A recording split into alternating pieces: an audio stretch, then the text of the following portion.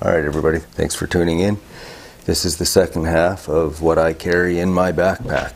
So in the first one we covered most of the stuff that I have on the outside of my pack. The hiking poles, the tent poles, my camp shoes, rain gear, tarp, seat cushion if you will.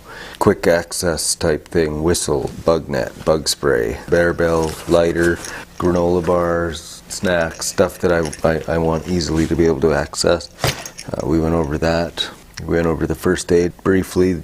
Anyway, if you want to have a look at that, we'll have a link below. So this video, anyway, what we're going to get into is some of the more predominant areas of the pack. Cook set, the sleep set, the food choices you can make. This here is my Jacks Are Better quilt, the Sierra Sniveler. That is my bedding. I keep this piece of light fleece, and the only reason I bring this is because when I have my air pad inflated and on the base of my tent, the two materials rub together and it's unreasonable. Every time you move or roll over, it makes noise that the whole campsite would be awake. So I actually had to buy this to go underneath the length of my sleep pad. I bring this is that Survive Outdoors Longer bivvy, the Escape bivvy, and I just bring it in case all hell breaks loose. If this gets wet, for instance, it could be long nights. This is the new pillow I'm going to try this year. Again, you can squish it down quite considerably. My sleep pad, underlay, the bivvy, a pillow, and the quilt. That's what I bring in my sleep set. And I also have sleep clothes, which is what I'll wear. I'll have the lightest fleece pants, and then I wear like a light cotton t-shirt, the lightest, softest one that you can find. It's really comfortable to sleep in if that's your style. If not, then you don't need anything, or you can bring what you want. But it's cold in the mountains too. You usually wear long sleeves and a toque as well. That's the sleep gear. We'll get into the cook set now. I usually keep it in this bag. It's just easier to pull everything out when I make a stop if I need to. Light my fire, titanium spork, MSR pocket rocket, water filter, Sawyer Mini, the water pouch for it, which is brilliant. This thing takes up no space in your pack whatsoever. There's a lid for it. But this fills up to a nice full bulge. You screw that on and you can just draw the water through it. And it's perfect. I'll just put my mug down there for now. And I bring my mug. This is GSI Outdoors cup. I got this, I think, from MEC. And it's just a plastic cup. It's like a 1/16 of an inch or about a millimeter of material. Kind of acts as some sort of insulation, but it's literally just a plastic cup. I've put a couple marks on there to mark amounts of water. That I can also clip on my bag, and you guys have all seen this probably. Nothing more than one of the eBay or Amazon cheap pots. This one's seen a fire pit or two. Handles fold out, lid folds out. See, it's just basically two parts. Could be cup, pot, camp suds. Great for washing up or cleaning your dishes. This is a fuel stand, salt and pepper, because I live in style when I'm out there. Here's the fuel. Okay, boom. Stove.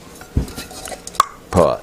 It's kind of an episode to have to pull all of this crap out. I was thinking of getting a reactor, but at the same time, I mean, it's still pretty much the same thing. You still have a stove that you have to screw on, and then a pot that sits on it. So I mean, I've got exactly all of this, and it pretty much goes all in the same container anyway. So little pack towel that I actually end up putting in here with this, so I don't get rust on the bottom of my pot, because that's kind of gross. Generally I don't really worry about how I put it in, so I can just attack it from the top, flip it over. Things like that though are the things you want to be careful of, because you put that in your pack and it'll do this with every step and drive you fucking batty. So I wouldn't leave it like this, because that's annoying. And then I just put it in this little 5-liter proof sack.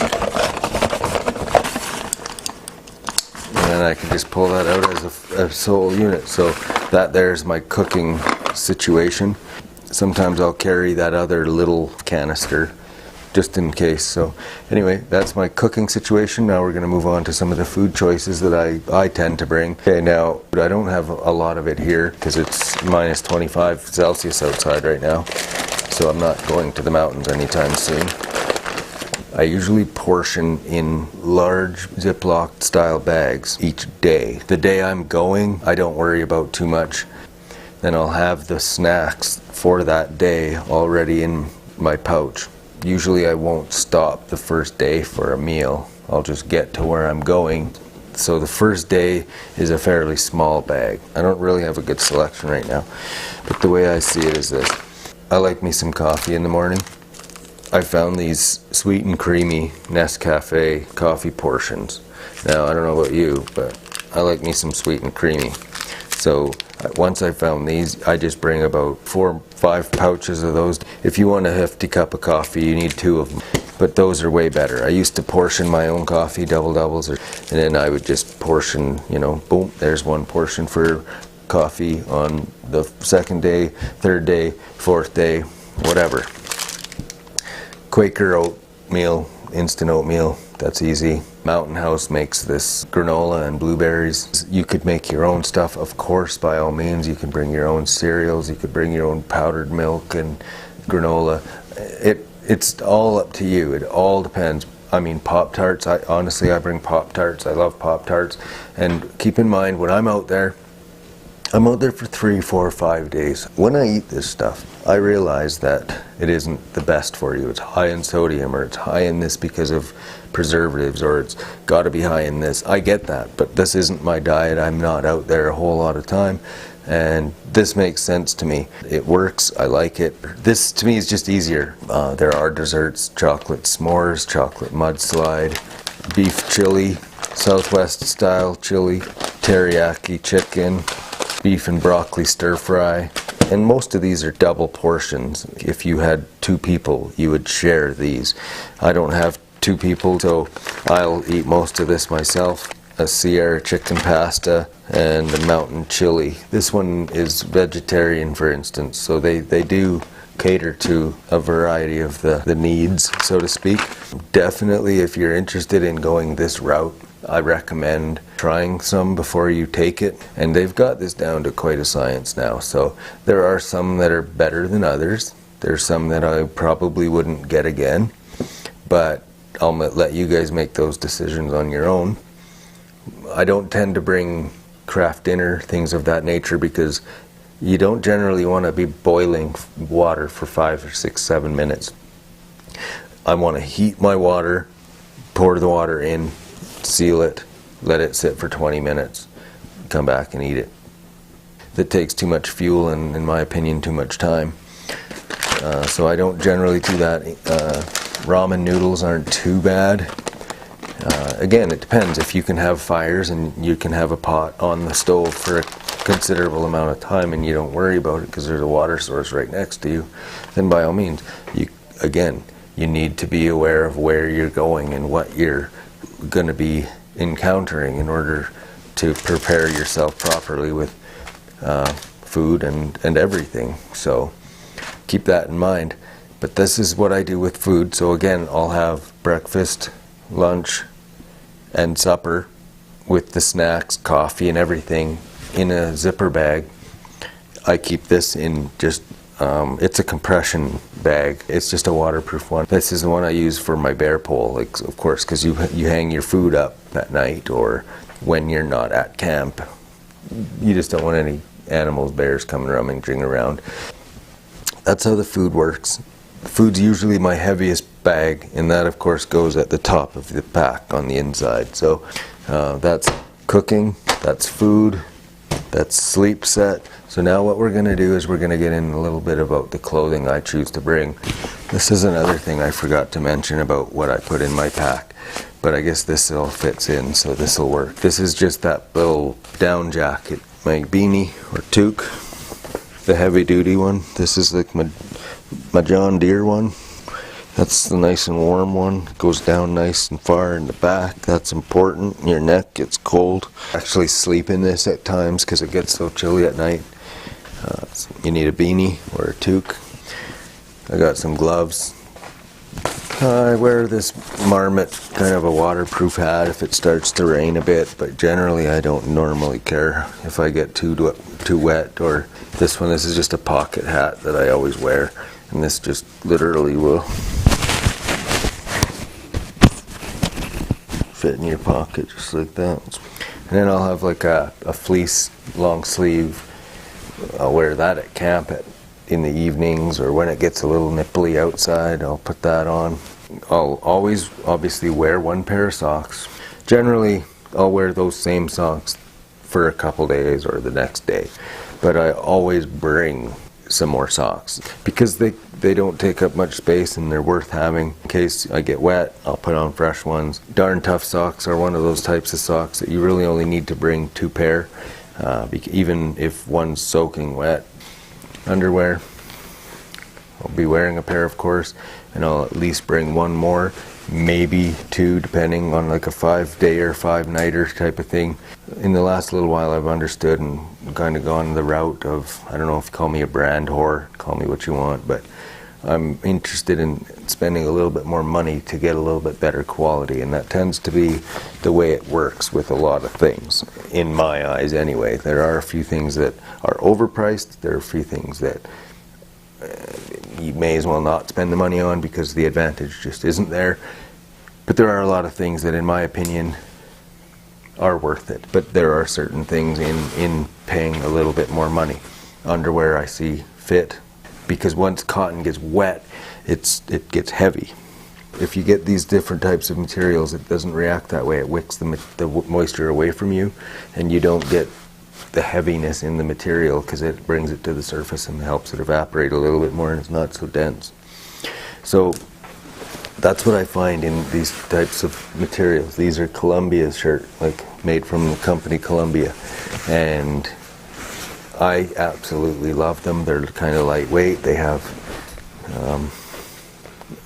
phenomenal qualities in terms of cooling, drying. The only downside is because they dry quick. That means they generally get wet pretty easily. It's like a tissue. This is an ex officio shirt. For its own reasons, it's pretty nice.